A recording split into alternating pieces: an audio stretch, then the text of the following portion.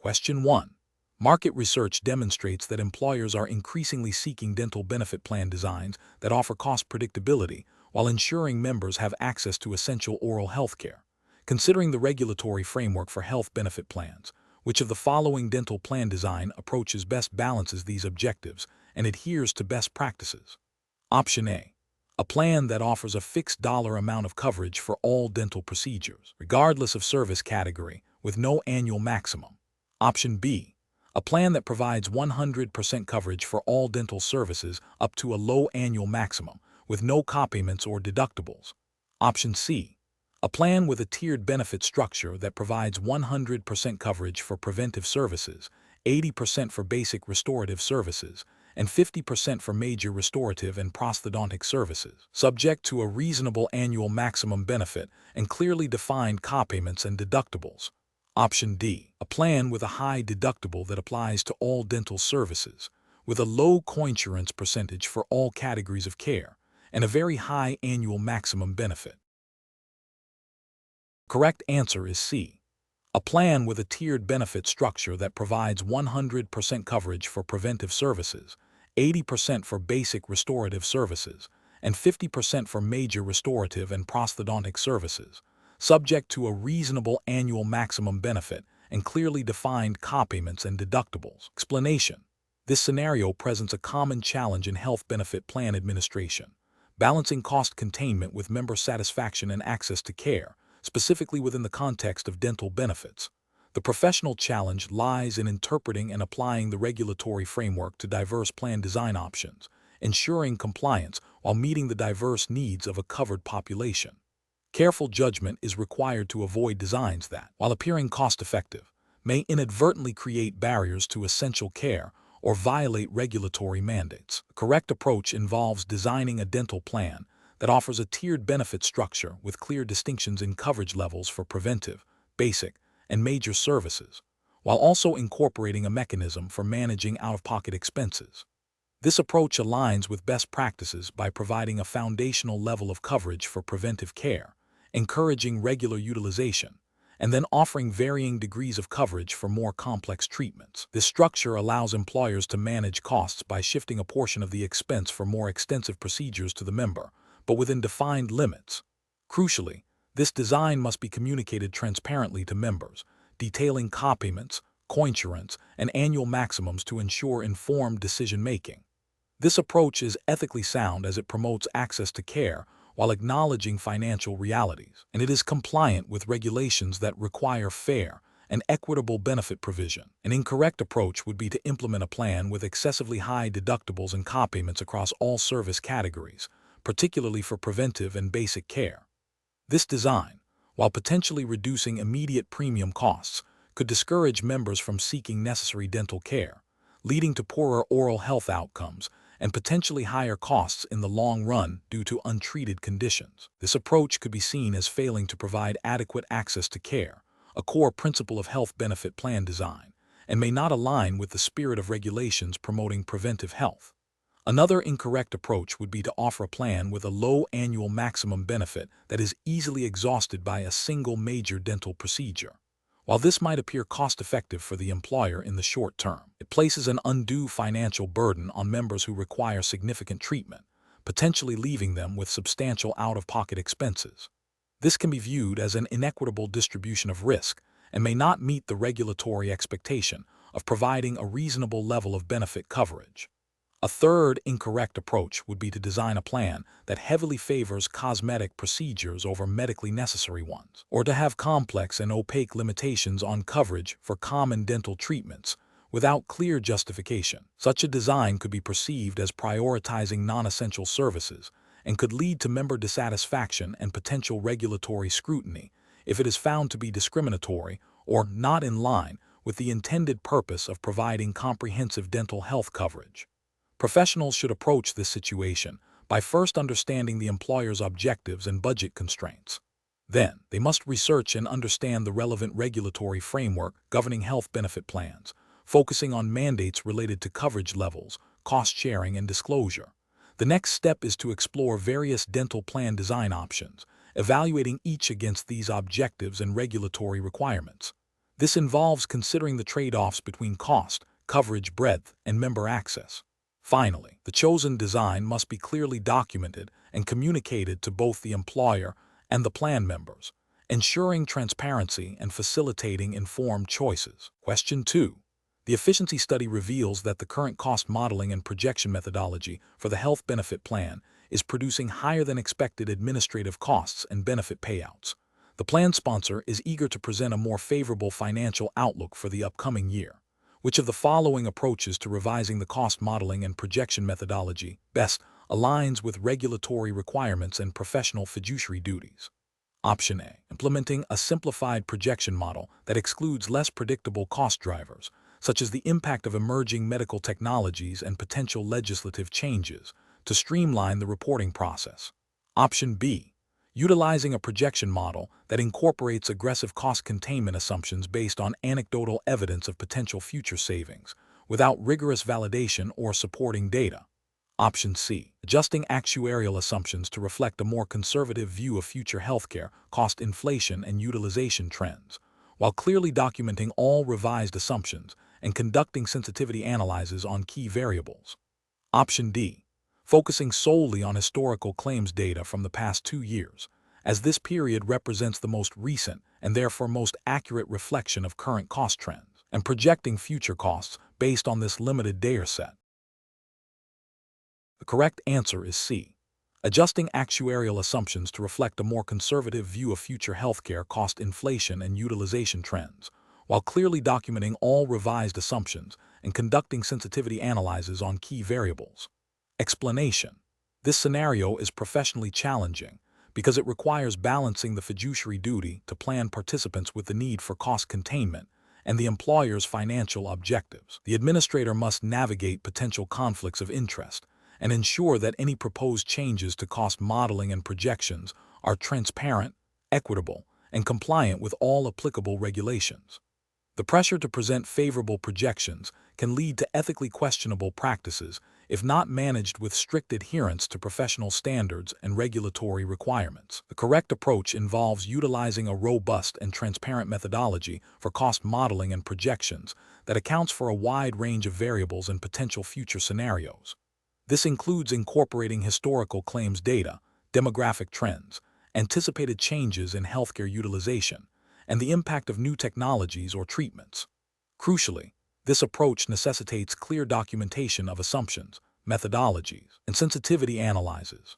Regulatory justification stems from the ERISA requirement for plan fiduciaries to act solely in the interest of participants and beneficiaries, and with the care, skill, prudence, and diligence that a prudent person acting in a like capacity and familiar with such matters would use in the conduct of an enterprise of a like character and like aims. This mandates a thorough and objective approach to financial projections that supports informed decision-making for the plan. An incorrect approach that relies on overly optimistic assumptions or selectively uses data to present a more favorable financial outlook fails to meet the prudence standard. This can lead to underfunding of reserves, inadequate pricing, and ultimately, a detriment to plan participants. Ethically, it breaches the duty of loyalty and care owed to beneficiaries. Another incorrect approach that ignores emerging trends or fails to incorporate sensitivity analyses to understand the impact of unexpected events, e.g., a pandemic, significant changes in drug costs, is also professionally deficient. This lack of foresight can result in financial instability for the plan and an inability to meet future benefit obligations. This violates the principle of acting with diligence and foresight. A further incorrect approach that prioritizes short-term cost savings over long-term plan sustainability by making aggressive assumptions about future cost reductions without a sound basis is also unacceptable. This can lead to a situation where the plan is unable to cover future claims, potentially requiring significant future contribution increases or benefit reductions, which is not in the best interest of participants. The professional decision-making process should involve a thorough review of all available data, consultation with actuarial experts, and the development of multiple projection scenarios. Transparency with stakeholders regarding assumptions and potential risks is paramount. Any proposed cost modeling and projection methodology must be defensible, well documented, and demonstrably in the best interest of the plan participants, adhering strictly to ERISA fiduciary standards. Question 3. Benchmark analysis indicates that a health benefit plan administrator is reviewing premium calculation methodologies for a large employer group. The administrator is considering adjusting premiums based on the group's industry, which has a known higher incidence of certain chronic conditions, and the average age of employees.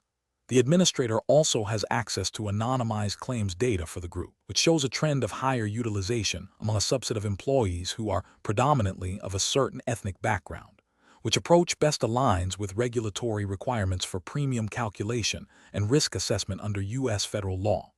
Option A. Adjust premiums solely based on the average age of the group, as this is a universally accepted actuarial factor, and ignore industry-specific health risks or claims data that might suggest disparate impact. Option B. Adjust premiums based on the industry's known health risks and the average age of the group, while ensuring that the claims data analysis does not disproportionately impact or penalize any specific ethnic group. Option C. Adjust premiums based on the industry's known health risks and the average age of the group, and also apply a surcharge to employees identified through claims data as having higher utilization, regardless of their ethnic background. Option D. Adjust premiums based on the industry's known health risks, the average age of the group, and a loading factor derived from the higher claims observed among employees of a specific ethnic background, as this reflects actual group experience. Correct answer is B. Adjust premiums based on the industry's known health risks and the average age of the group, while ensuring that the claims data analysis does not disproportionately impact or penalize any specific ethnic group. Explanation: this scenario is professionally challenging because it requires a health benefit plan administrator to balance the need for accurate premium calculation, which is essential for financial solvency and regulatory compliance, with the ethical imperative to avoid discriminatory practices. The administrator must navigate the complex interplay of actuarial principles, legal mandates, and fairness considerations. The core challenge lies in ensuring that risk assessment, a necessary component of premium setting, does not inadvertently lead to prohibited discrimination based on protected characteristics. The correct approach involves utilizing actuarial data and risk factors that are demonstrably and directly related to the cost of providing health benefits, while strictly adhering to the non-discrimination provisions of the Employee Retirement Income Security Act (ERISA) and the Affordable Care Act (ACA). This means that while group characteristics can be used to assess risk, e.g., industry, size of the group, these characteristics must not be proxies for or directly linked to protected classes such as race, religion, national origin, or disability, unless specifically permitted by law for certain rating factors.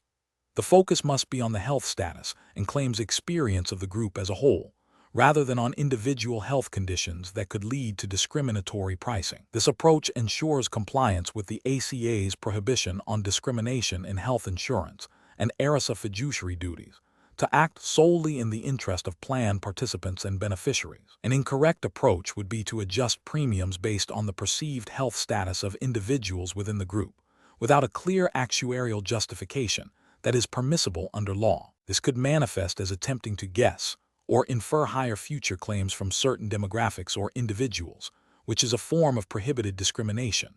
Another incorrect approach would be to ignore the potential for adverse selection by not adequately assessing the group's risk profile, leading to premiums that are too low and jeopardize the plan's financial stability, thus violating ERISA requirement to act prudently.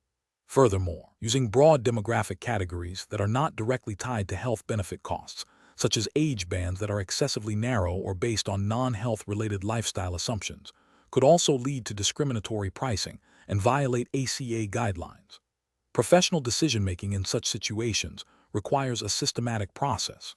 First, identify the regulatory framework governing the plan ERISA, ACA in the U.S. context. Second, consult with qualified actuaries to ensure that any risk assessment methodology is actuarially sound and legally permissible. Third, critically evaluate proposed rating factors to ensure they are not proxies for protected characteristics. Fourth, document the rationale for all premium calculation methodologies and risk assessments. Finally, seek legal counsel when there is any ambiguity regarding compliance with non-discrimination laws. Question 4. Consider a scenario where a health benefit plan administrator is tasked with designing a patient support program that includes distributing health education materials, facilitating appointment scheduling, and providing answers to benefit-related inquiries.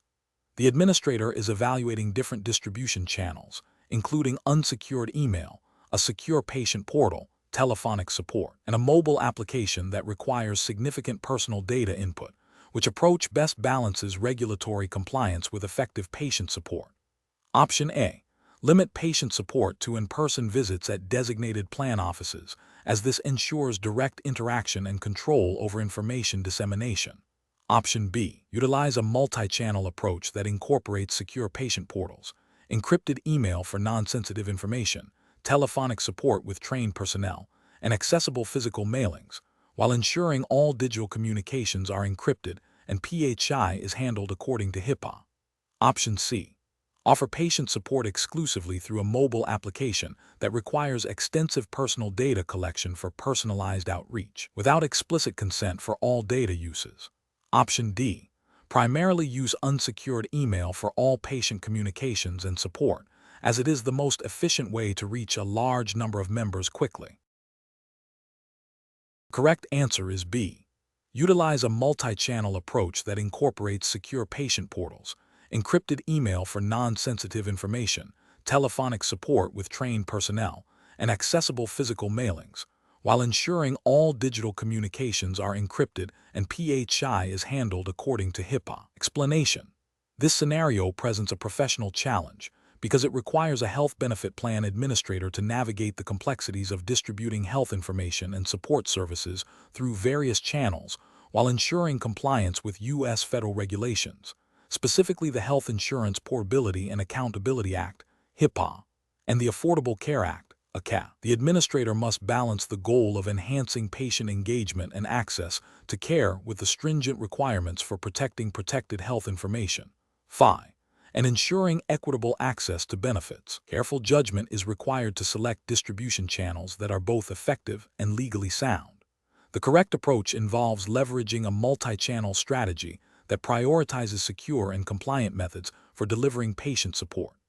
This includes utilizing secure patient portals for personalized health information and appointment scheduling, offering telephonic support through trained staff who adhere to HIPAA protocols for handling PHI, and providing educational materials through both digital e.g., secure email, plan website, and physical formats, ensuring that any digital communication is encrypted and that physical mailings are sent to verified addresses. This approach is correct because it directly addresses the regulatory obligations under HIPAA by safeguarding PHI across all communication touchpoints, and aligns with ACA principles of promoting access to care and health literacy through accessible and understandable information. An incorrect approach would be to solely rely on unsecured email for all patient communications and support. This is a regulatory failure because unsecured email is not a HIPAA-compliant method for transmitting PHI, exposing the plan to significant breach risks and potential penalties.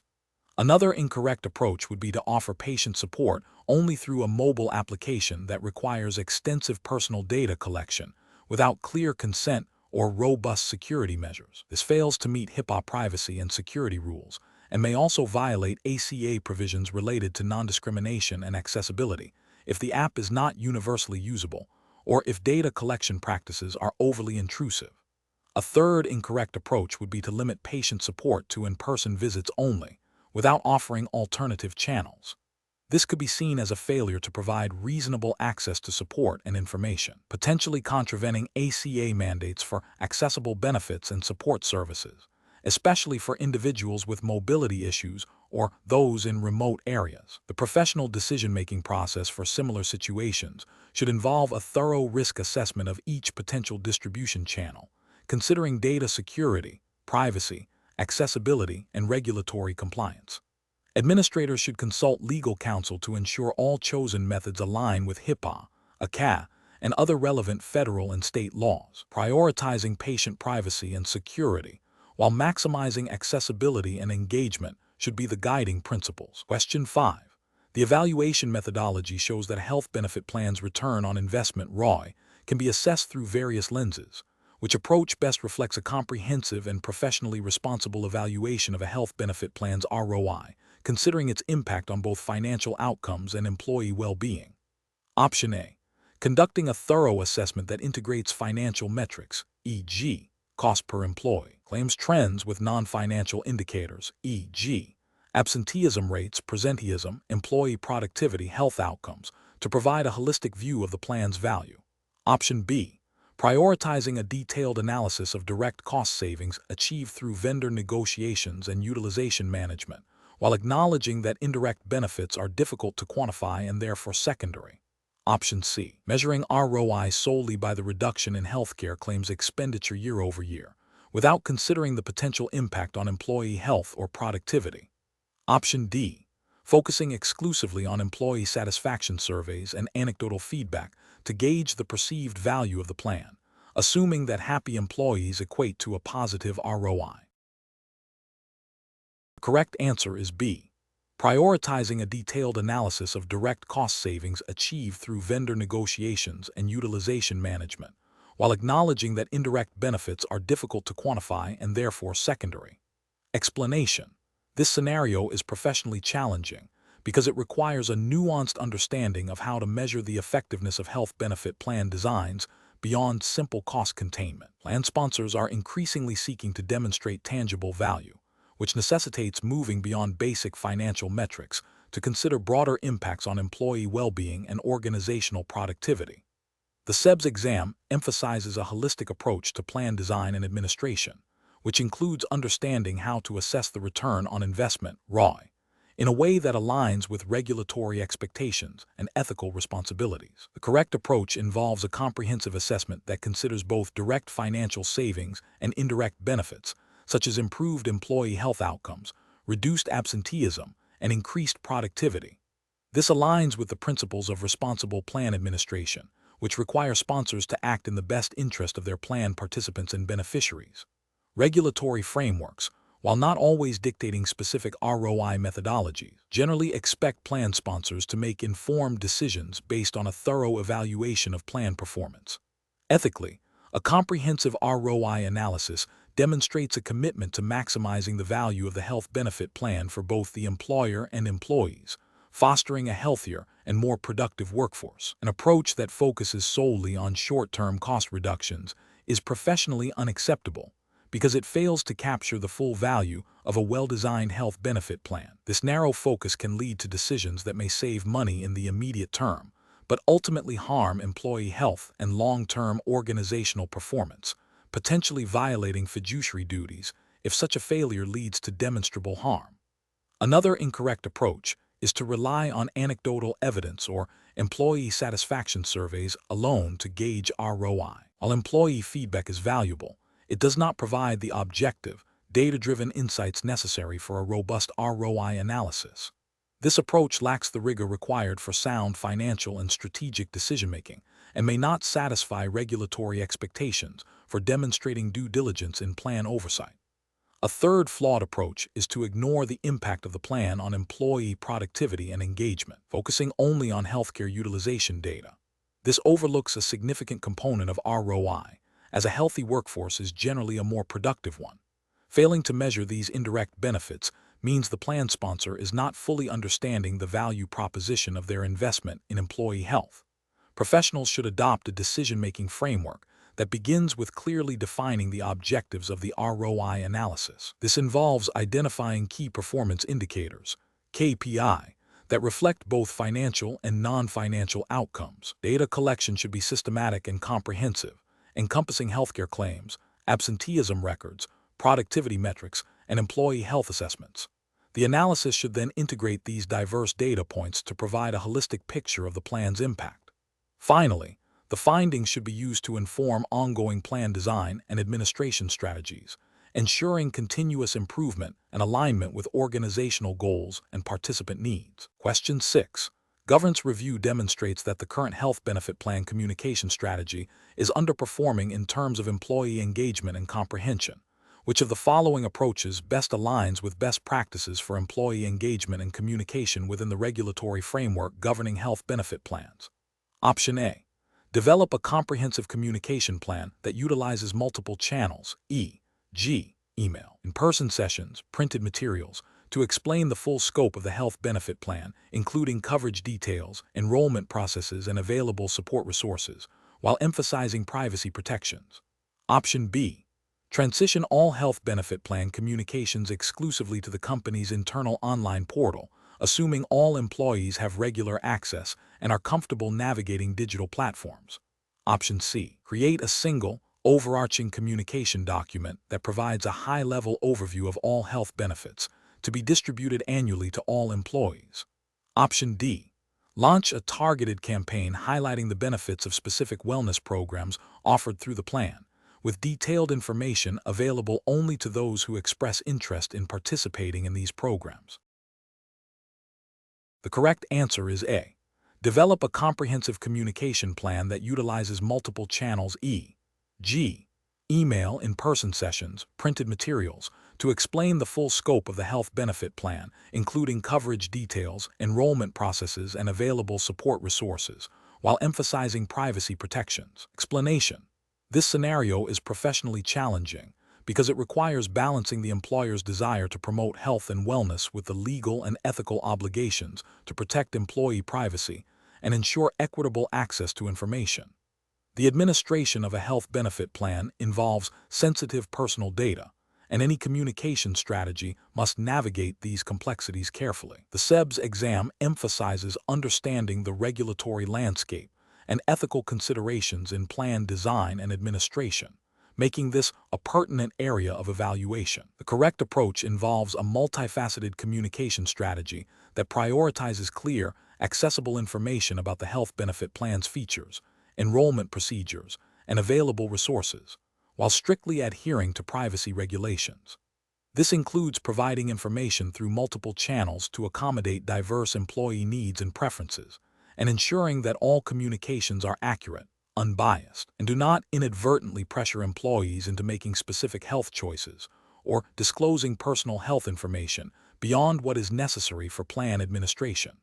This aligns with best practices in employee engagement and ethical communication, ensuring employees are empowered to make informed decisions about their health benefits without compromising their privacy. An approach that focuses solely on promoting specific wellness programs without clearly outlining the core benefit plan details is ethically flawed. It risks creating a perception that participation in wellness activities is a prerequisite for understanding or accessing fundamental benefits, which can be coercive and may not comply with regulations requiring clear and accessible information about plan provisions. An approach that relies exclusively on digital communication channels, such as an internal company portal, fails to ensure equitable access for all employees. This can disenfranchise employees who may not have consistent internet access or are less digitally proficient, potentially violating principles of fairness and accessibility in benefit communication. An approach that uses generic, one-size-fits-all communication materials without tailoring them to different employee demographics or needs overlooks the importance of effective engagement. While not directly violating a specific privacy law, it represents a failure in best practice for employee communication, leading to lower comprehension and engagement, and potentially leaving employees with unanswered questions about their benefits. The professional decision-making process for similar situations should involve a thorough understanding of applicable regulations, e.g., HIPAA in the U.S., if applicable to the plan type and jurisdiction, ethical guidelines for employee communication, and the specific needs and demographics of the employee population. This includes conducting a needs assessment for communication, developing a strategy that uses diverse channels, ensuring content is clear, accurate, and unbiased, and establishing mechanisms for feedback and clarification. Prioritizing transparency, accessibility, and respect for employee privacy should guide all communication efforts. Question 7. Operational review demonstrates that a health benefit plan is considering implementing a new program offering financial incentives to participants. One proposed option involves providing a direct discount on premiums for participants who complete an annual wellness screening. Another option suggests offering a tiered discount on certain elective procedures, with higher discounts available for those who use providers within a pre-selected, limited network. A third option proposes providing a discretionary allowance for participants who demonstrate active engagement with the plan's digital health tools, with the amount of the allowance determined by the plan administrator based on usage metrics. Which of the following approaches to frame allowances and discounts best aligns with regulatory expectations for health benefit plan design and administration? Option A. Offering a direct discount on premiums for participants who complete an annual wellness screening, provided this discount is clearly communicated, uniformly applied, and does not create undue financial barriers to essential care. Option B. Offering a tiered discount on certain elective procedures, with higher discounts available for those who use providers within a pre-selected, limited network, regardless of the overall cost-effectiveness or accessibility of these providers. Option C. Offering a direct discount on premiums for participants who complete an annual wellness screening, but only for those participants who also meet specific, undisclosed health outcome targets. Option D. Providing a discretionary allowance for participants who demonstrate active engagement with the plan's digital health tools, with the amount of the allowance determined by the plan administrator based on usage metrics, without clear, predefined criteria for eligibility or amount. The correct answer is A. Offering a direct discount on premiums for participants who complete an annual wellness screening, provided this discount is clearly communicated, uniformly applied, and does not create undue financial barriers to essential care. Explanation. This scenario presents a professional challenge because it requires navigating the nuances of frame allowances and discounts within the specific regulatory framework governing health benefit plan design and administration for the CEBS exam. The core difficulty lies in ensuring that any such financial arrangements are not only administratively feasible, but also compliant with regulations designed to prevent discriminatory practices, ensure fair access to benefits, and maintain transparency for plan participants and sponsors.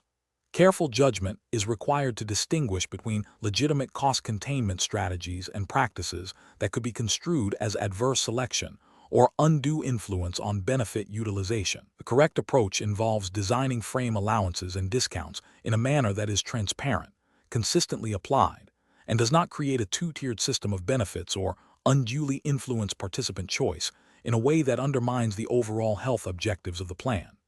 This approach aligns with regulatory principles that emphasize fairness, equity, and the fiduciary responsibility to act in the best interest of plan participants. Specifically, such allowances must be clearly communicated in plan documents, applied uniformly across eligible participants, and not be structured to disproportionately benefit or disadvantage specific groups in a manner that could be deemed discriminatory or contrary to the plan's stated purpose. The focus is on providing value without compromising the integrity or accessibility of the core health benefits. An incorrect approach that offers discounts solely to participants who utilize a narrow network of providers, without a clear justification based on quality or cost-effectiveness that benefits the plan as a whole, fails to uphold principles of fairness and could lead to adverse selection. This could result in participants forgoing necessary care from non-network providers due to financial disincentives, potentially impacting their health outcomes and creating an inequitable benefit structure. Another incorrect approach that provides discretionary frame allowances based on factors not clearly defined in the plan document, such as subjective assessments of participant compliance or engagement, unrelated to health status, introduces an element of arbitrariness and lack of transparency, which is ethically problematic and potentially violates regulatory requirements for clear and consistent benefit administration. A third incorrect approach that uses frame allowances to steer participants towards specific, potentially higher cost, services without demonstrating a clear benefit to the plan or participants in terms of overall value or improved health outcomes, could be seen as a form of undue influence or a failure to act as a prudent fiduciary. The professional decision-making process for similar situations should involve a thorough understanding of the applicable regulatory framework, including any specific guidance on cost-sharing mechanisms and benefit design. Professionals must prioritize transparency in all plan communications and documentation. They should critically evaluate the intended and potential unintended consequences of any allowance or discount structure, considering its impact on participant access, equity, and overall plan sustainability. Seeking legal and compliance counsel when designing or modifying such provisions is a prudent step to ensure adherence to all regulatory requirements and ethical standards. Question 8. The control framework reveals that a large employer is considering implementing a tiered network design for its health benefit plan to manage rising healthcare costs. The proposed design would place providers into different tiers based on negotiated reimbursement rates, with lower reimbursement rates for Tier 1 providers and higher rates for Tier 2 providers. Plan participants would have lower out-of-pocket costs when utilizing Tier 1 providers. The employer's primary goal is to incentivize participants to choose lower-cost providers. Which of the following approaches best balances cost containment with the plan's fiduciary responsibilities and regulatory compliance? Option A. Implement the tiered network with a focus on reimbursement rates, but do not disclose the specific criteria for tier placement to participants to avoid complexity. Option B. Implement the tiered network by categorizing providers based on their willingness to accept the lowest reimbursement rates, without considering quality of care or patient outcomes. Option C. Implement the tiered network based solely on negotiated reimbursement rates, with clear communication to participants about the cost savings associated with Tier 1 providers, and establish a process for ongoing review of provider performance and participant access. Option D. Implement the tiered network by placing all primary care physicians in Tier 1 and all specialists in Tier 2, regardless of cost or quality, to simplify participant navigation. The correct answer is C. Implement the tiered network based solely on negotiated reimbursement rates, with clear communication to participants about the cost savings associated with Tier 1 providers, and establish a process for ongoing review of provider performance and participant access. Explanation: this scenario is professionally challenging because it requires balancing the employer's desire to manage healthcare costs with the fiduciary duty to ensure plan participants have access to necessary and appropriate care. The introduction of a tiered network, while a common cost containment strategy, can inadvertently create barriers to care if not designed and communicated carefully, potentially impacting plan compliance with ERISA fiduciary responsibilities and the ACA's provisions related to network adequacy and essential health benefits. The employer must navigate these complexities to implement a value-based design that genuinely promotes quality and cost-effectiveness without unduly burdening plan members. The correct approach involves a thorough analysis of network performance data, focusing on both cost and quality metrics for providers within each tier. This approach prioritizes transparency by clearly communicating to participants how the tiered network operates, the rationale behind tier placement, and the financial implications of choosing providers in different tiers. It also necessitates ongoing monitoring to ensure that lower tiers do not disproportionately exclude essential providers or create access issues, particularly for individuals with chronic conditions or specific healthcare needs. This aligns with ERISA requirement for prudent plan management and the ACA's emphasis on network adequacy and participant access to care. An incorrect approach would be to implement a tiered network solely based on cost differentials, without considering provider quality, patient outcomes, or accessibility. This could lead to participants being steered towards lower-cost providers who may not offer the best care, potentially violating the fiduciary duty to act in the best interest of participants. Another incorrect approach would be to fail to adequately inform participants about the tiered structure, the criteria for tier placement, and the financial consequences of their choices. This lack of transparency can lead to confusion, dissatisfaction, and potentially unexpected out-of-pocket expenses, undermining the plan's fairness and compliance. A third incorrect approach would be to design tiers in a way that effectively excludes certain types of providers or services deemed essential, thereby limiting access to care and potentially contravening ACA requirements for essential health benefits and network adequacy. Professional decision-making in such situations requires a systematic process. First, clearly define the plan's objectives, including cost containment and quality improvement. Second, research and evaluate various network design strategies, such as tiered networks, and their potential impact on cost, quality, and access. Third, assess the regulatory landscape, including ERISA and ACA requirements to ensure compliance. Fourth, engage with stakeholders, including providers and plan participants, to gather feedback and address concerns. Finally, implement the chosen design with robust communication and ongoing monitoring to ensure it effectively meets objectives while upholding fiduciary duties and regulatory obligations. Question 9. The assessment process reveals that the current Employee Assistance Program CEBS vendor is experiencing a significant increase in utilization, leading to higher than anticipated costs for the employer. The employer is now requesting a review of the EAP to identify potential cost-saving measures.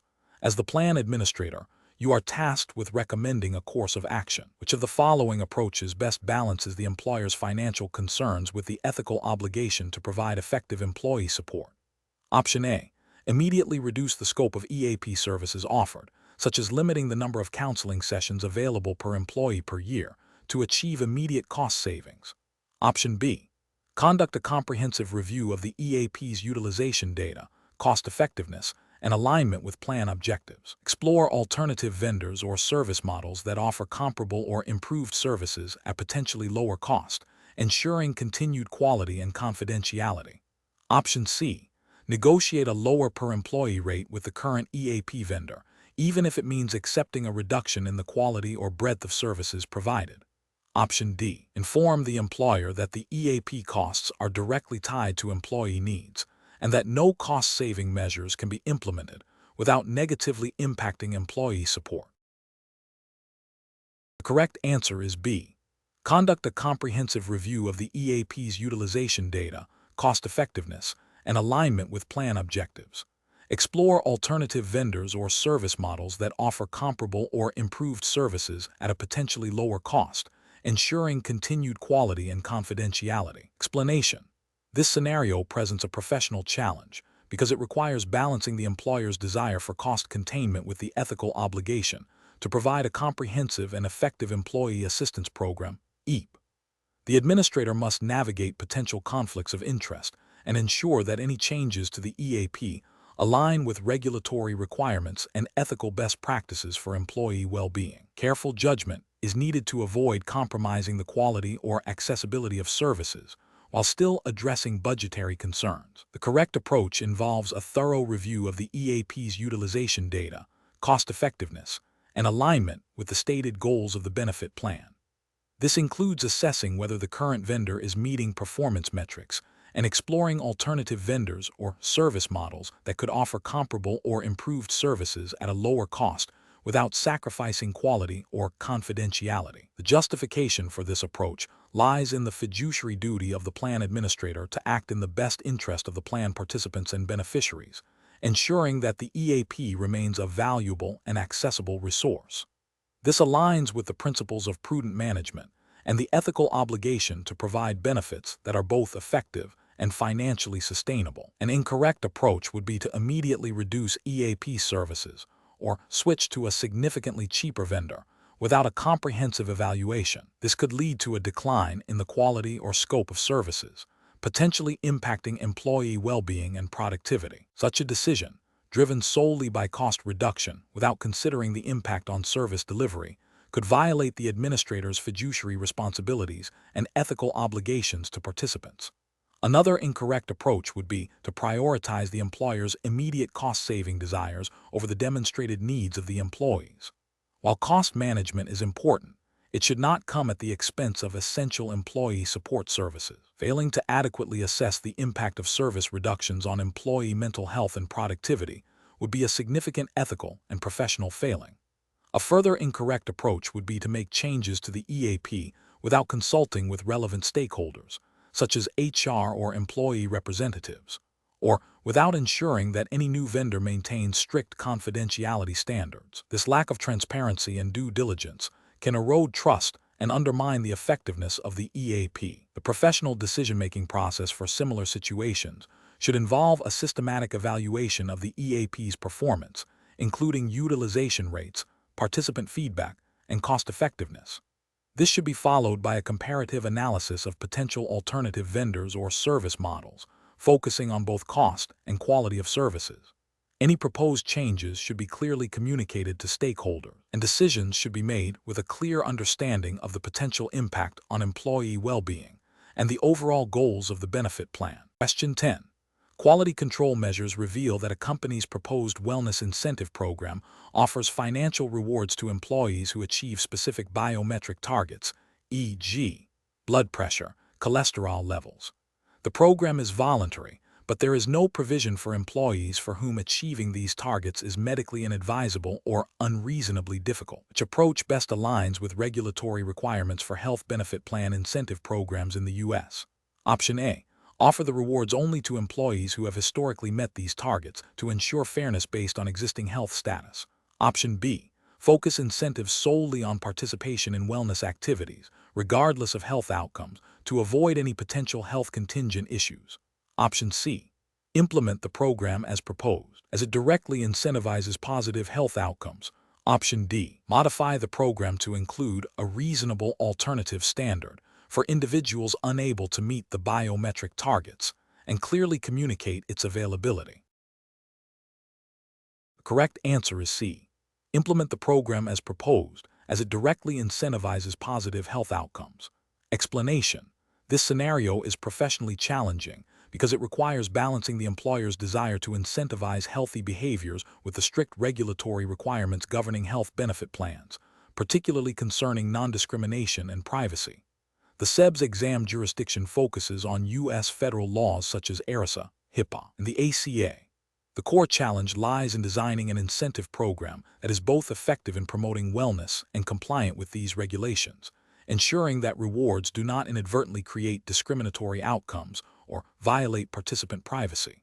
The correct approach involves designing an incentive program that is voluntary, offers a reasonable alternative standard for individuals unable to meet the health contingent aspect of the program, and ensures that rewards are not so substantial as to be coercive. This aligns with the ACA's provisions for wellness programs, which permit incentives for participation and achievement of health outcomes, provided certain conditions are met. Specifically, such programs must not discriminate in favor of highly compensated employees, must be reasonably designed to promote health or prevent disease, and must offer a reasonable alternative standard or waiver of the standard for individuals for whom it is unreasonably difficult or medically inadvisable to achieve the standard. The program must also clearly disclose the availability of the alternative standard and the process for obtaining it. An incorrect approach would be to implement a program that automatically excludes individuals who do not meet specific health metrics, without offering an alternative path to earn the reward. This would likely violate the ACA's requirement for a reasonable alternative standard, potentially leading to discriminatory outcomes. Another incorrect approach would be to tie incentives directly to participation in activities that could be considered diagnostic or that reveal specific health information without explicit, informed consent and robust privacy protections, potentially violating HIPAA. Furthermore, offering incentives that are so large that they effectively penalize individuals for not meeting health goals, rather than rewarding healthy behaviors, could be viewed as coercive and non-compliant. Professionals should approach such situations by first thoroughly understanding the specific regulatory requirements of the ACA, ERISA, and HIPAA as they apply to wellness programs and health benefit plan design. They should then consult with legal counsel specializing in employee benefits law to ensure the proposed program design meets all compliance mandates. The design process should prioritize voluntariness, equitable access to rewards through alternative standards, and robust privacy safeguards. A step-by-step process would involve 1. Defining clear, measurable wellness goals. 2. Designing incentive structures that reward participation and or achievement. 3. Developing a comprehensive, reasonable alternative standard and waiver process. 4. Ensuring clear communication to participants about the program, including the alternative standard. And 5. Establishing mechanisms for ongoing monitoring and compliance review. Question 11. The control framework reveals that a health benefit plan is designed to offer enrollees the option to receive care from a designated network of providers with lower out-of-pocket costs, similar to an HMO, but also permits them to seek care from providers outside this network, albeit with higher cost sharing and without requiring a referral, mirroring PPO flexibility. When administering this hybrid plan, what is the most critical implementation challenge to address to ensure regulatory compliance? Option A. Ensuring that the plan's marketing materials clearly articulate the differences in cost sharing and coverage limitations for in-network versus out-of-network care, and that internal processes are in place to manage both referral requirements for in-network specialist care and the appropriate application of cost sharing for out-of-network services. Option B. Implementing a robust system for tracking enrollee satisfaction with both in-network and out-of-network provider experiences to inform future plan design adjustments. Option C, focusing solely on the cost containment strategies associated with the in-network provider arrangements, as this is the primary mechanism for managing the plan's financial performance.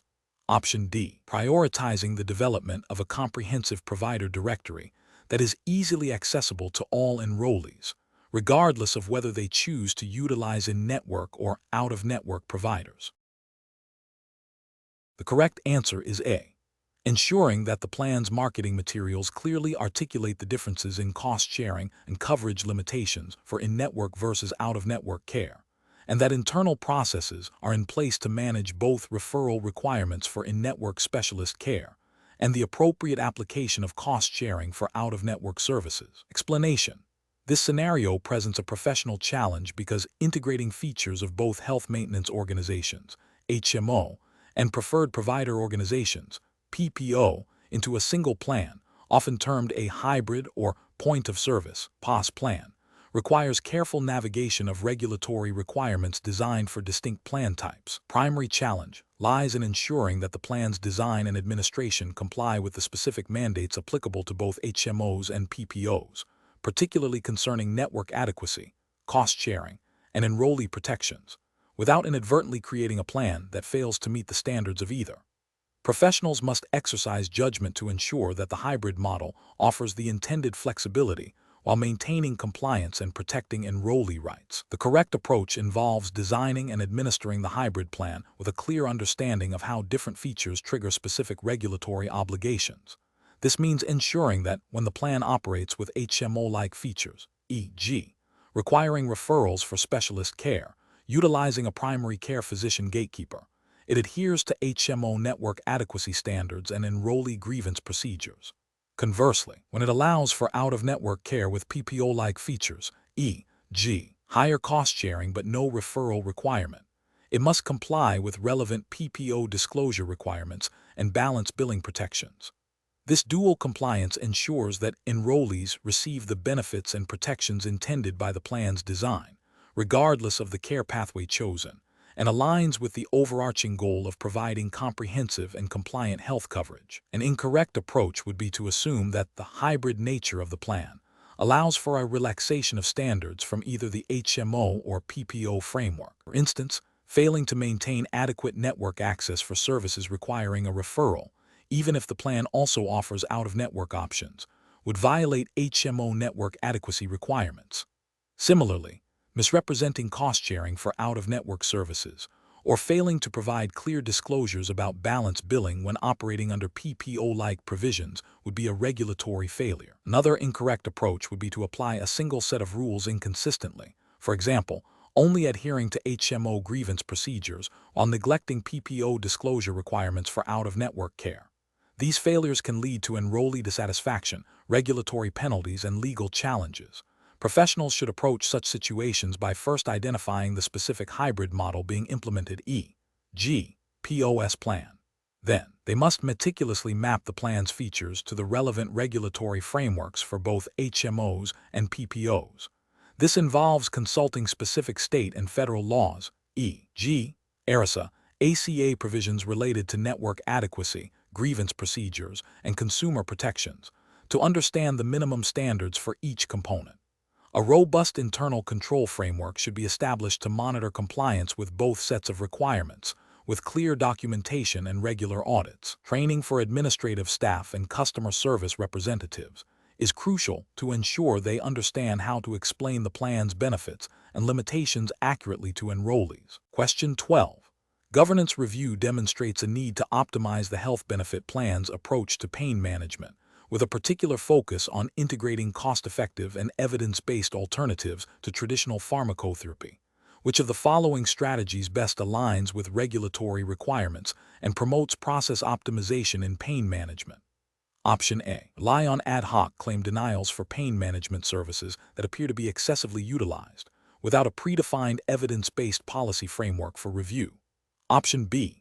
Proactively integrate a diverse range of evidence-based non-pharmacological pain management alternatives into the plan design, supported by clear communication and provider education, while ensuring coverage for medically necessary pharmacological interventions.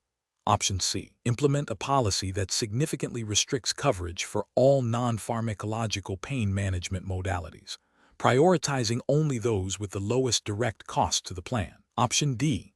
Exclude coverage for all pain management services that are not directly prescribed by a physician, regardless of the provider's credentials or the modality's evidence base. Correct answer is B.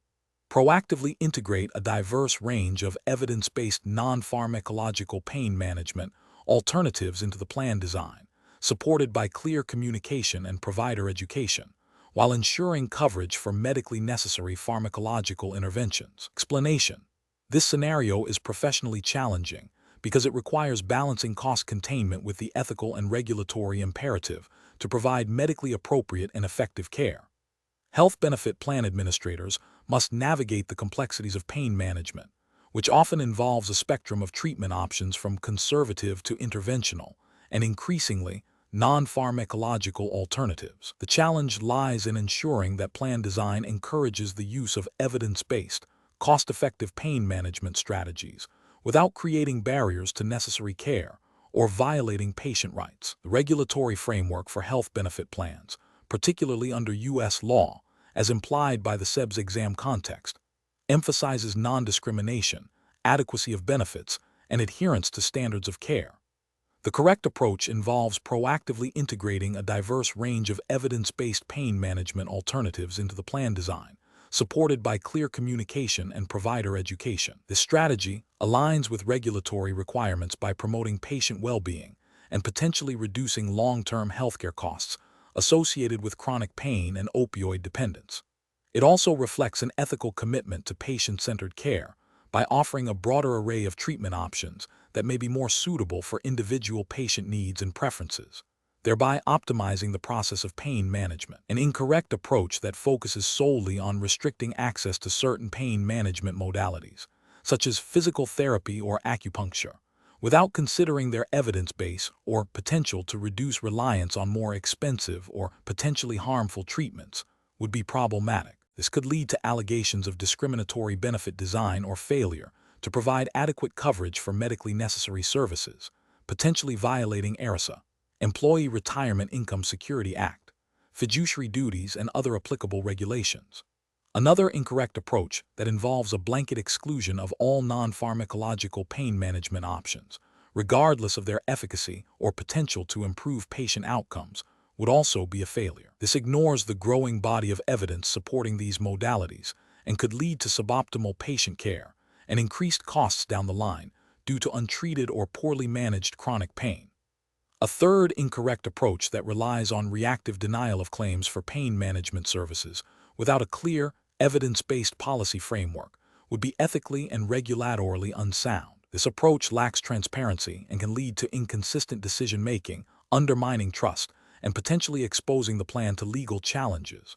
Professionals should adopt a proactive, evidence-based, and patient-centered approach to pain management benefit design. This involves 1. Conducting thorough research on the efficacy and cost-effectiveness of various pain management modalities, including non-pharmacological alternatives. 2. Developing clear, transparent, and non-discriminatory benefit design policies. 3. Engaging with healthcare providers to educate them on plan benefits and encourage appropriate utilization. And 4. Establishing robust appeals processes to ensure fair review of denied claims.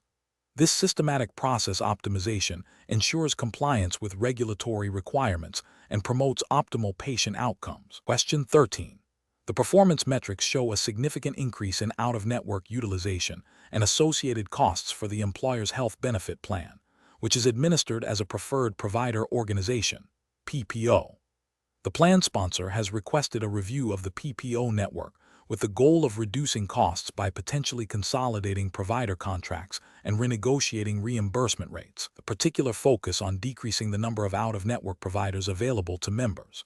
The plan administrator must determine the most appropriate course of action to address the sponsor's request while adhering to regulatory requirements and fiduciary responsibilities. Option A. Immediately proceed with renegotiating reimbursement rates with all current PPO providers and significantly reduce the number of out-of-network providers to curb utilization, as this directly addresses the sponsor's cost-saving objectives. Option B. Focus on educating members about the cost implications of out-of-network care and encourage them to utilize in-network providers, while deferring any network restructuring or rate renegotiations until the next annual plan renewal cycle. Option C. Conduct a comprehensive network adequacy analysis to ensure that any proposed changes to the PPO network, including potential provider consolidation or rate renegotiations, will not negatively impact members' ability to access necessary and timely medical care, and consult with legal counsel regarding ERISA and state-specific network adequacy regulations before implementing any changes. Option D. Implement a new tiered network structure that heavily penalizes members for utilizing out-of-network providers, thereby discouraging their use and driving down costs, without a prior assessment of in-network provider availability for all necessary services. The correct answer is C. Conduct a comprehensive network adequacy analysis to ensure that any proposed changes to the PPO network, including potential provider consolidation or rate renegotiations, will not negatively impact members' ability to access necessary and timely medical care, and consult with legal counsel regarding ERISA and state-specific network adequacy regulations before implementing any changes. Explanation: this scenario is professionally challenging because it requires a plan administrator to balance the financial interests of the plan sponsor with the fiduciary duty to act in the best interest of plan participants, specifically concerning network adequacy and access to care within a preferred provider organization framework.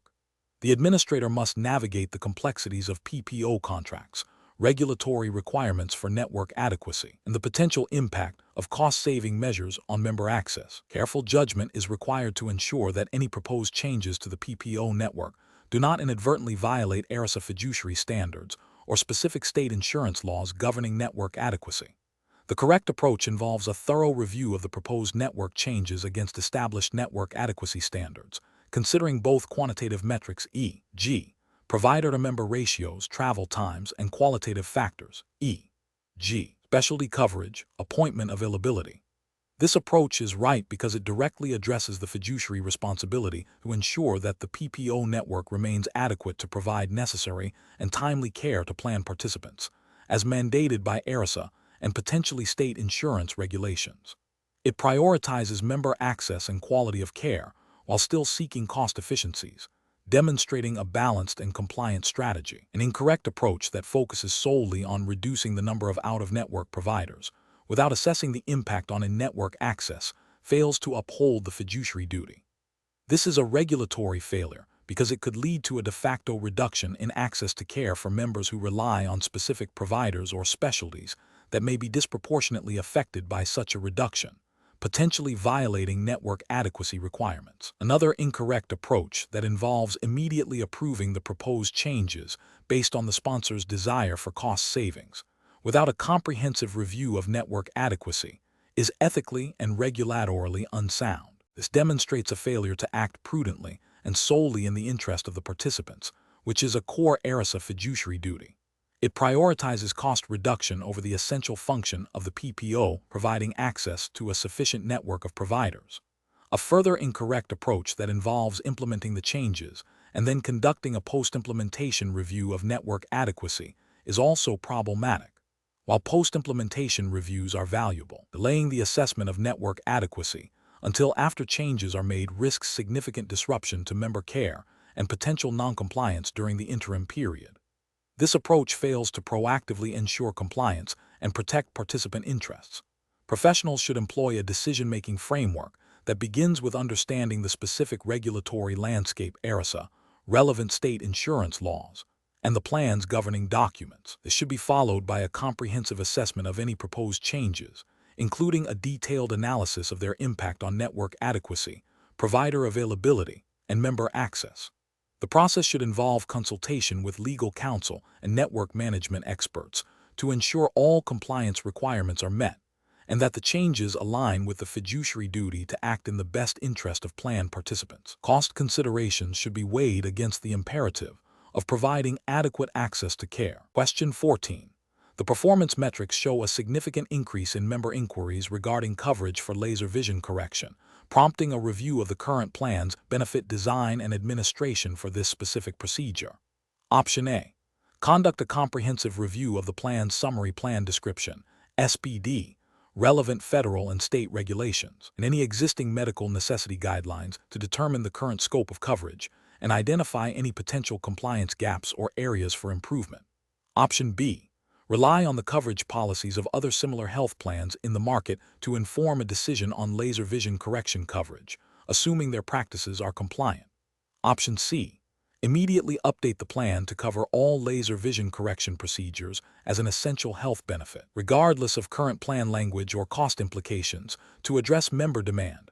Option D. Deny all coverage for laser vision correction, citing its elective nature, and inform members that this is a standard industry practice without further investigation.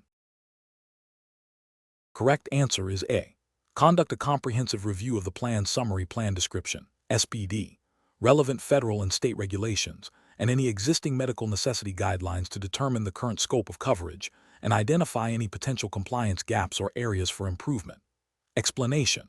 This scenario is professionally challenging because it requires balancing cost containment with member access to a potentially beneficial, albeit elective, medical procedure.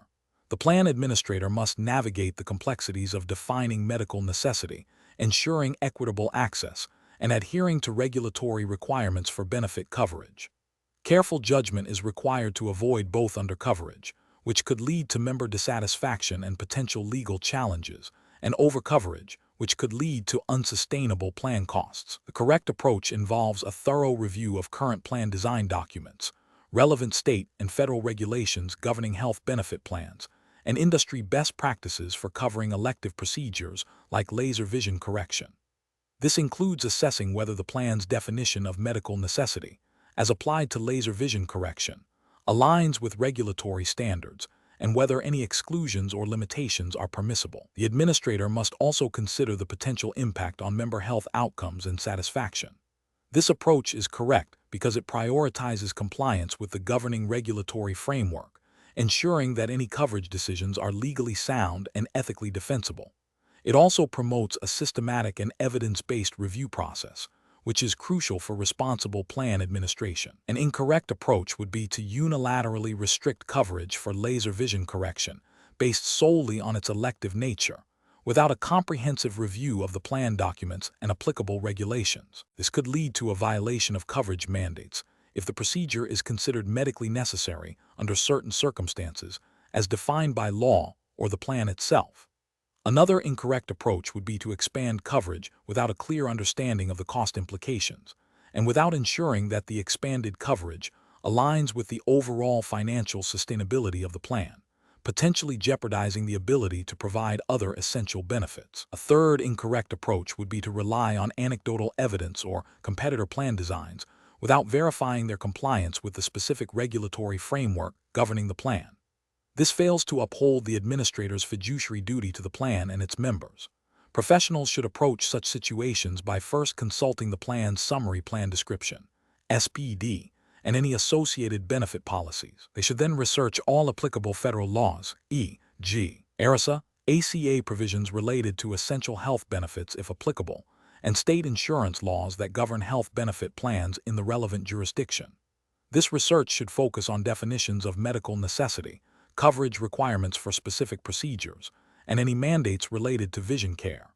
If ambiguity exists, seeking legal counsel specializing in employee benefits law is a critical step. The decision-making process should involve a multidisciplinary team, including benefits specialists, legal counsel, and potentially medical advisors, to ensure all aspects of the decision are thoroughly vetted. Question 15.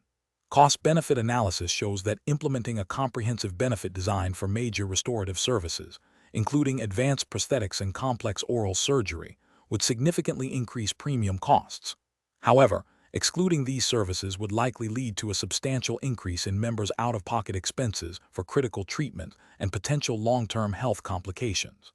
Given the regulatory framework for health benefit plans, which approach to designing coverage for major restorative services is most aligned with compliance and ethical obligations? Option A. Design the plan to include robust coverage for major restorative services, utilizing pre-authorization and network management strategies to control costs while ensuring access to medically necessary treatments. Option B. Offer a minimal level of coverage for major restorative services, capped at a low annual dollar amount to mitigate premium increases. Option C. Exclude coverage for all major restorative services due to their high cost, advising members to seek individual insurance policies for these specific needs. Option D. Prioritize coverage for less expensive, less complex restorative procedures, and defer coverage decisions for more advanced or costly services pending further financial analysis. The correct answer is A. Design the plan to include robust coverage for major restorative services, utilizing pre-authorization and network management strategies to control costs while ensuring access to medically necessary treatments. Explanation. This scenario presents a common challenge in health benefit plan design, balancing the cost of comprehensive coverage with the need to provide essential services that promote member health and well-being. Major restorative services, while often expensive, can significantly impact a member's quality of life, ability to work, and overall health trajectory.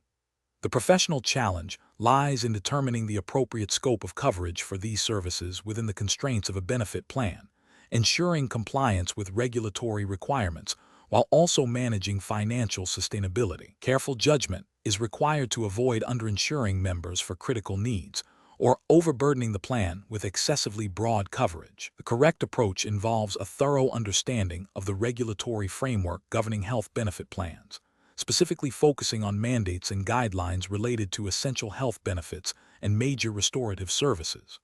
This approach prioritizes member access to medically necessary and appropriate restorative care, as defined by relevant regulations, while also considering the overall financial viability of the plan. It involves a proactive assessment of the types of major restorative services that are commonly needed, their typical costs, and their impact on long-term health outcomes. The regulatory justification stems from the obligation to provide coverage that meets or exceeds minimum standards set by governing bodies, ensuring that members are not unduly exposed to catastrophic out-of-pocket expenses for essential restorative treatments. Ethical considerations also dictate that plans should not create barriers to necessary care. An incorrect approach would be to exclude or severely limit coverage for major restorative services solely based on their high cost, without a comprehensive assessment of their medical necessity and regulatory requirements. This failure to adequately cover medically necessary restorative care could violate regulations mandating coverage for essential health benefits. Another incorrect approach would be to offer coverage that is so broad and unmanaged that it leads to unsustainable plan costs, potentially jeopardizing the plan's ability to offer other valuable benefits or even its long-term existence. This could indirectly harm members by leading to benefit reductions or increased premiums. A third incorrect approach would be to rely on outdated or incomplete information regarding the efficacy and cost-effectiveness of various restorative treatments, leading to coverage decisions that do not reflect current medical standards or best practices. This could result in members not receiving the most appropriate or effective restorative care. The professional decision-making process for similar situations should involve a multifaceted approach. First, thoroughly research and understand all applicable federal and state regulations pertaining to health benefit plan coverage, including any specific mandates for major restorative services. Second, engage with medical experts and review current clinical guidelines to determine the medical necessity and appropriateness of various restorative treatments. Third, conduct a detailed cost-benefit analysis that considers not only the direct cost of services, but also their long-term impact on member health, productivity, and potential downstream healthcare costs. Fourth, explore various plan design strategies, such as tiered benefits, pre-authorization requirements, and network management, to control costs while ensuring access to necessary care. Finally, regularly review and update coverage policies based on evolving medical knowledge, regulatory changes, and plan performance. Question 16. The monitoring system demonstrates a recent dip in two key quality metrics and a slight increase in overall per-beneficiary spending compared to the previous quarter. As an administrator for a Medicare Shared Savings Program, MSSP, Accountable Care Organization, ACO, which approach best reflects a prudent risk assessment strategy for this situation? Option A. Analyze the trends in both quality metrics and per beneficiary, spending in relation to the ACO's established benchmarks and risk adjustment methodologies to determine if these deviations represent a significant departure from expected performance and warrant further investigation. Option B.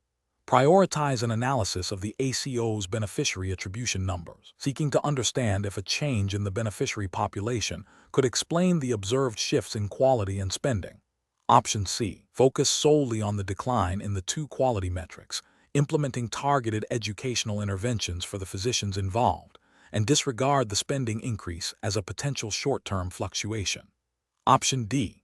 Immediately initiate a comprehensive review of all clinical protocols and physician performance related to the declining quality metrics, while simultaneously investigating the drivers of the increased per beneficiary spending to identify potential areas for immediate cost containment measures. The correct answer is D. Immediately initiate a comprehensive review of all clinical protocols and physician performance related to the declining quality metrics, while simultaneously investigating the drivers of the increased per beneficiary spending to identify potential areas for immediate cost containment measures. Explanation: this scenario is professionally challenging because it requires a nuanced understanding of how to interpret performance data within the context of accountable care organization, ACO, risk assessment, specifically concerning the Medicare Shared Savings Program, MSSP. The administrator must balance the need to identify potential financial risks with the imperative to avoid misinterpreting data that could lead to inappropriate interventions or strategic missteps. The core challenge lies in distinguishing between genuine deviations from expected performance and normal variations that are inherent in healthcare delivery. Careful judgment is required to ensure that risk assessments are data-driven, compliant with MSSP guidelines, and ultimately contribute to the ACO's ability to improve patient outcomes and manage costs effectively. The correct approach involves analyzing the trends in quality metrics and spending against benchmarks, considering the specific risk adjustment methodologies employed by Medicare. This approach is right because it directly addresses the core components of ACO performance evaluation under the MSSP. By examining both quality and spending trends in relation to established benchmarks and risk adjustment, the administrator is engaging in a comprehensive risk assessment that aligns with the program's objectives. This aligns with the regulatory framework that expects ACOs to demonstrate improvements in quality and reductions in the rate of growth in healthcare expenditures for their assigned beneficiaries. The focus on trends and benchmarks, rather than isolated data points, allows for a more accurate identification of areas requiring attention and intervention, thereby fulfilling the ACO's commitment to value-based care. An incorrect approach that focuses solely on recent negative quality scores without considering the overall trend or the impact of risk adjustment fails to provide a complete picture. This is a regulatory failure because it ignores the program's emphasis on sustained performance improvement and the importance of accounting for patient complexity through risk adjustment. Such a narrow focus could lead to premature or misdirected interventions, potentially diverting resources from areas where they are truly needed or misattributing performance issues. Another incorrect approach that prioritizes identifying any spending increase, regardless of its magnitude or relation to benchmarks, is also professionally unacceptable. This overlooks the fact that healthcare spending naturally fluctuates and that the MSSP is designed to reward savings achieved through efficiency and improved care coordination, not to penalize minor, explainable variations. Ethically, this approach could create undue pressure on clinicians to limit necessary care, potentially compromising patient well-being in pursuit of arbitrary cost reduction targets. A third incorrect approach that solely examines the number of beneficiaries without correlating it to spending or quality outcomes is insufficient for risk assessment. While beneficiary count is a factor in ACO operations, it is not a direct indicator of financial risk or quality performance in isolation. This approach fails to meet the regulatory expectation of evaluating ACO performance based on the actual delivery of care and its associated costs and quality outcomes. The professional decision-making process for similar situations should involve a systematic evaluation of ACO performance data. This begins with understanding the specific metrics and benchmarks relevant to the ACO's participation agreement. The administrator should then analyze trends over time, incorporating risk adjustment factors to ensure a fair comparison. When deviations are identified, the next step is to investigate the root causes, considering both clinical and operational factors. This investigation should inform strategic decisions about resource allocation, care redesign initiatives, and targeted interventions. Throughout this process, adherence to MSSP guidelines and ethical considerations regarding patient care and provider incentives must remain paramount. Question 17. The audit findings indicate that the health benefit plan administrator has been determining usual, customary, and reasonable charges for out-of-network services by applying a flat 15% reduction to the provider's billed amount, without consulting any external data sources or considering geographic variations. Which of the following approaches best addresses this finding in accordance with regulatory requirements and fiduciary responsibilities? Option A. Continue applying the flat 15% reduction, as it provides a consistent and predictable method for claim adjudication and helps control plan costs. Option B. Advise plan participants that UCR charges are subjective and that the plan reserves the right to pay any amount it deems appropriate, regardless of market rates. Option C. Immediately cease the flat 15% reduction and implement a UCR determination process that utilizes a reputable, third-party data service to establish prevailing charges in the relevant geographic areas for each service. Option D. Increase the flat reduction percentage to 25% to further enhance cost savings and ensure greater protection of plan assets. Correct answer is A. Continue applying the flat 15% reduction, as it provides a consistent and predictable method for claim adjudication and helps control plan costs. Explanation. The audit findings indicate a potential issue with how usual, customary, and reasonable charges are being applied, which is a common area of concern in health benefit plan administration. This scenario is professionally challenging because UCR is not a precisely defined term, and its application can lead to disputes between plan sponsors, participants, and providers. The administrator must balance the fiduciary duty to the plan sponsor to manage costs effectively with the obligation to ensure benefits are paid fairly and according to the plan's terms, which often implies a reasonable expectation of coverage for participants. Misinterpreting or misapplying UCR can lead to underpayment of claims, resulting in participant dissatisfaction and potential legal challenges, or overpayment, leading to increased plan costs. The correct approach involves a systematic and documented process for determining UCR charges that is transparent and consistently applied. This typically means using a credible, third-party data source that reflects prevailing charges in a specific geographic area for a given service. The administrator must ensure the data source is up-to-date and representative of the services being billed. This approach aligns with the fiduciary responsibilities under ERISA, Employee Retirement Income Security Act, to act solely in the interest of participants and beneficiaries and with the care, skill, prudence, and diligence that a prudent person acting in a like capacity and familiar with such matters would use. It also supports the principle of providing benefits as described in the plan documents. An incorrect approach would be to arbitrarily set UCR limits without a data-driven basis. This could involve using outdated fee schedules, relying on anecdotal evidence, or applying a flat percentage reduction to build charges without regard to actual market rates. Such methods lack transparency and can lead to claims being paid at amounts significantly below what is considered reasonable in the market, potentially violating the plan's promise to cover services. This failure to act prudently and in the best interest of participants, and to administer the plan according to its terms, could expose the plan sponsor and administrator to legal liability. Another incorrect approach would be to solely rely on the provider's billed amount as the UCR, effectively paying whatever is charged without any cost containment mechanism.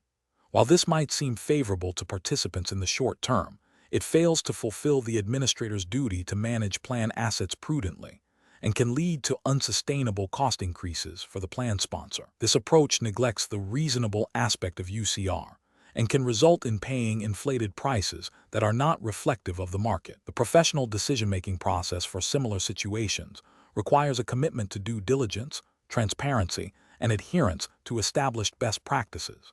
Administrators should first understand the specific plan provisions related to UCR. They should then select and regularly review a reputable data source for UCR information ensuring it is geographically relevant and current. Any methodology used to adjust or apply the UCR data should be clearly documented and consistently applied across all similar claims. Regular audits of the UCR determination process are essential to ensure ongoing compliance and fairness. When in doubt, seeking legal counsel or expert advice on plan interpretation and administration is a prudent step. Question 18. Risk assessment procedures indicate that a significant portion of the plan's future claims costs may be attributable to conditions that could be effectively managed or prevented through early screening and intervention. The plan sponsor is seeking to minimize immediate premium increases. As the plan administrator, you are tasked with recommending benefit design adjustments, which approach best balances the plan sponsor's immediate financial concerns with the long-term health and cost-effectiveness of the plan, while adhering to regulatory requirements. Option A. Recommend a significant increase in deductibles and co-payments for all services, including preventive care, to shift a greater portion of the cost burden to participants. Option B. Propose the elimination of coverage for certain non-mandated preventive services to reduce immediate premium costs, focusing on services with higher direct costs to the plan. Option C. Prioritize the reduction of administrative overhead and negotiate lower provider rates for acute care services, deferring any discussion of enhanced preventive care benefits. Option D. Advocate for the inclusion of a comprehensive suite of preventive care services with minimal or no participant cost sharing, emphasizing the long-term cost savings and improved health outcomes supported by data. Correct answer is D. Advocate for the inclusion of a comprehensive suite of preventive care services with minimal or no participant cost sharing, emphasizing the long-term cost savings and improved health outcomes supported by data. Explanation. This scenario presents a professional challenge because it requires balancing the fiduciary duty to the plan sponsor with the ethical obligation to promote the health and well-being of plan participants, particularly when faced with potentially conflicting financial incentives. The plan administrator must navigate the complexities of plan design, cost containment, and the promotion of preventive care, all within the framework of U.S. federal and state regulations governing health benefit plans. Careful judgment is required to ensure that decisions are not only financially sound, but also ethically defensible and compliant with all applicable laws. The correct approach involves advocating for the inclusion of comprehensive preventive care services with low or no cost sharing for participants. This aligns with the principles of promoting population health, reducing long-term healthcare costs through early intervention, and fulfilling the plan's responsibility to provide benefits that support participant well-being. From a regulatory perspective, this approach is supported by the Affordable Care Act, ACA, which mandates coverage for certain preventive services without cost sharing for many health plans. Ethically, it upholds the principle of beneficence by actively working to prevent illness and improve health outcomes for participants. An incorrect approach would be to limit or exclude preventive care services to reduce immediate plan costs, even if risk assessment suggests a long-term benefit. This would be a regulatory failure, as it could violate ACA mandates for preventive care coverage. Ethically, it would fail to uphold the principle of beneficence and could be seen as prioritizing cost savings over participant health, potentially leading to higher long-term costs due to untreated or advanced conditions.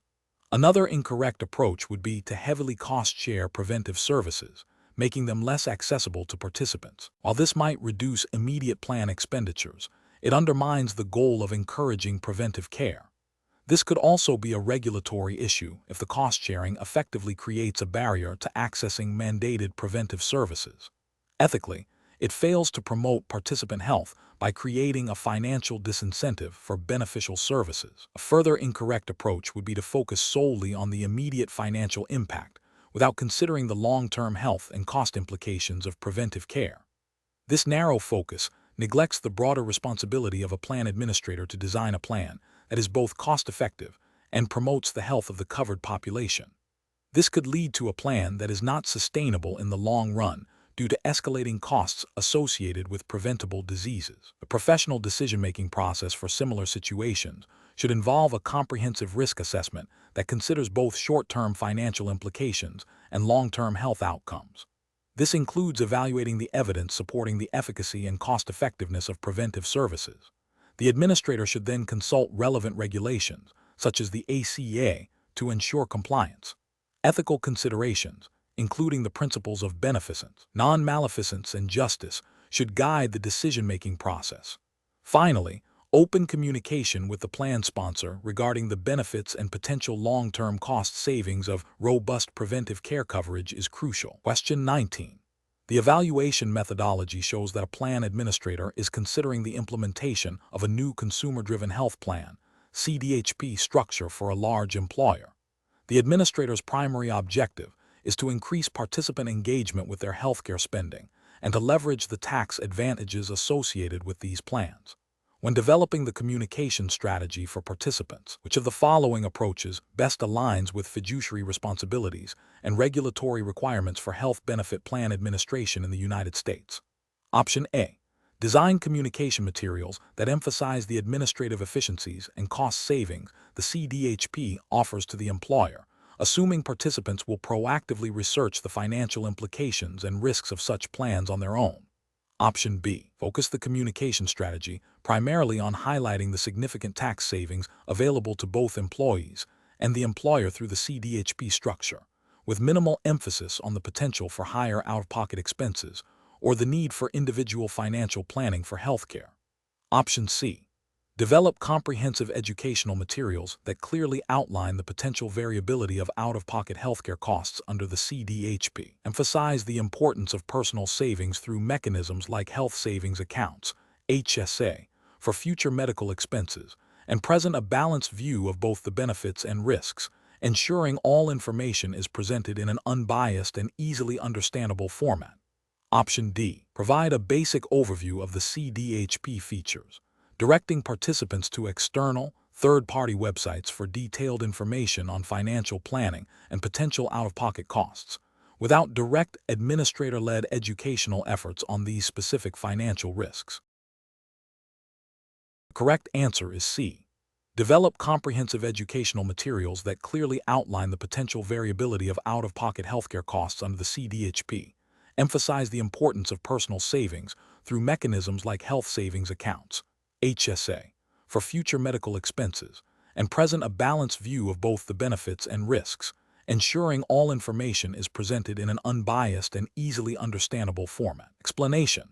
This scenario presents a professional challenge because it requires a plan administrator to balance the goals of promoting consumer engagement with the fiduciary duty to ensure plan participants understand the financial implications and risks associated with consumer-driven health plans, CDHP. The administrator must navigate the complexities of plan design, communication, and regulatory compliance to avoid misleading participants or exposing them to undue financial hardship. Careful judgment is required to select communication strategies that are both informative and compliant with relevant regulations. The correct approach involves proactively providing participants with clear, unbiased information about the potential benefits and risks of CDHP, including the variability of out-of-pocket costs and the importance of financial planning for healthcare expenses. This approach aligns with the fiduciary responsibilities of plan administrators under the Employee Retirement Income Security Act of 1974, ERISA, in the United States, which mandates acting solely in the interest of plan participants and beneficiaries, and with the care, skill, prudence, and diligence that a prudent person acting in a like capacity and familiar with such matters would use. Specifically, ERISA Section 404(a)(1) outlines these fiduciary duties, providing comprehensive educational materials that address potential financial exposure and the need for personal savings, e.g., through HSAs, is crucial for informed decision-making and fulfills the duty of prudence and loyalty. An incorrect approach that focuses solely on promoting the tax advantages of CDHP without adequately disclosing the potential for higher out-of-pocket expenses and the need for personal financial responsibility for healthcare costs would be ethically and regulatorily deficient. This would violate the duty of loyalty and prudence by failing to present a balanced view, potentially leading participants to make uninformed choices that could result in financial strain. Such an approach could be seen as misleading, violating ERISA anti-fraud and misrepresentation provisions. Another incorrect approach that emphasizes the administrative simplicity of CDHP for the employer, without a corresponding focus on participant education and risk mitigation, would also be professionally unacceptable. While administrative efficiency is a valid consideration, it cannot supersede the fiduciary obligation to protect participant interests. This approach prioritizes employer convenience over participant welfare, a clear breach of fiduciary duty. A further incorrect approach that relies on participants independently seeking out information about CDHP and their financial implications, without proactive outreach from the plan administrator, fails to meet the standard of care expected of a fiduciary. ERISA requires fiduciaries to take affirmative steps to ensure participants are adequately informed, especially when introducing new or complex plan structures like CDHP. Relying on passive information availability is insufficient. The professional reasoning process for similar situations should involve a thorough assessment of the plan's features, potential participant impacts, and all applicable regulatory requirements. This includes identifying potential risks and benefits, developing clear and comprehensive communication strategies that are unbiased and easy to understand, and ensuring that all communications are reviewed for compliance with ERISA and other relevant laws. The administrator must prioritize participant education and financial well-being, acting with prudence and loyalty in all aspects of plan design and administration. Question 20. The performance metrics show a significant increase in participant inquiries regarding benefit utilization and out-of-pocket costs, coupled with a slight uptick in claims for services that could have been managed more cost-effectively through preventive care or early intervention. Which of the following approaches best promotes informed decision-making among plan participants in this context? Option A. Distribute a comprehensive, detailed report of all plan benefits and utilization statistics to each participant annually. Option B. Rely solely on the standard summary of benefits and coverage (SBC) document to communicate all benefit information and cost implications. Option C. Implement a new, more restrictive provider network with the expectation that participants will navigate the changes through the updated provider directory. Option D. Develop and deploy a multi-channel communication strategy that includes personalized benefit summaries, interactive online tools for comparing treatment costs, and educational webinars on preventive health measures and understanding cost sharing. The correct answer is D. Develop and deploy a multi-channel communication strategy that includes personalized benefit summaries, interactive online tools for comparing treatment costs, and educational webinars on preventive health measures and understanding cost sharing. Explanation. This scenario presents a common challenge in health benefit plan administration, balancing the need for cost containment with the ethical and regulatory imperative to promote informed decision-making among plan participants. The professional challenge lies in identifying and implementing strategies that effectively empower members to understand their benefits and make choices aligned with their health needs and financial realities, without overwhelming them or creating undue administrative burden. Careful judgment is required to select approaches that are both compliant and genuinely beneficial to the plan participants. The correct approach involves proactively providing clear, accessible, and personalized information about benefit options, cost-sharing mechanisms, and the potential impact of different choices on out-of-pocket expenses and overall healthcare utilization. This includes utilizing multiple communication channels and tailoring information to different learning styles and health literacy levels. This approach is ethically sound and aligns with regulatory expectations that plan sponsors and administrators facilitate informed decision-making. Specifically, under U.S. federal law, particularly the Employee Retirement Income Security Act (ERISA) and regulations promulgated by the Department of Labor (DOL) and the Department of Health and Human Services (HHS). Plan sponsors have a fiduciary duty to act in the best interests of plan participants. This duty extends to ensuring that participants receive adequate information to make informed choices about their health care and benefits. Regulations like the Summary of Benefits and Coverage (SBC) requirements under the Affordable Care Act (ACA) are designed to promote transparency and comparability, but proactive, enhanced communication goes beyond these minimums to truly foster informed decision-making. An incorrect approach that focuses solely on presenting raw utilization data without context or guidance fails to promote informed decision-making. This approach neglects the plan participants' need for interpretation and actionable insights, potentially leading to confusion and suboptimal choices. Ethically, it falls short of the fiduciary duty to assist participants in understanding their benefits. Another incorrect approach that relies exclusively on a single, complex document for all information is also problematic. While comprehensive, such an approach can be overwhelming and inaccessible to many participants, particularly those with lower health literacy or limited time. This creates a barrier to understanding and informed decision-making, violating the spirit of transparency and participant empowerment. A third incorrect approach that prioritizes cost savings through limited provider networks, without adequately explaining the implications for access and out-of-pocket costs for non-network care, also hinders informed decision-making. Participants may not fully grasp how network restrictions impact their ability to seek care from preferred providers, or the financial consequences of going out of network, leading to unexpected expenses and dissatisfaction.